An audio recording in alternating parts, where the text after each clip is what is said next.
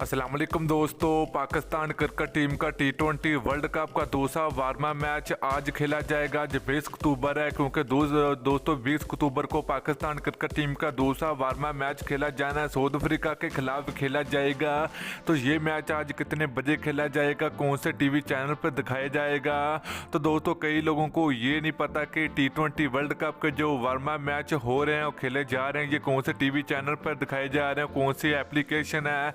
तो आज इस वीडियो के अंदर आपको मुकम्मल तफसील आप लोगों को मिलेगी। तो आप लोगों को बहुत ही सिंपल तरीका आप लोगों को बताएंगे कि आप लोग ये लाइव मैच कैसे देख सकते हैं। तो दोस्तों उससे पहले अगर आपने अभी तक इस वीडियो को लाइक नहीं किया तो वीडियो को लाइक करें, उसके बाद चैनल को सब्सक्राइब करें और बेल आइकन जरूर अनेबल करें ताकि आप लोगों को मजीद क्रिकेट की वीडियो मिलती रहेगी।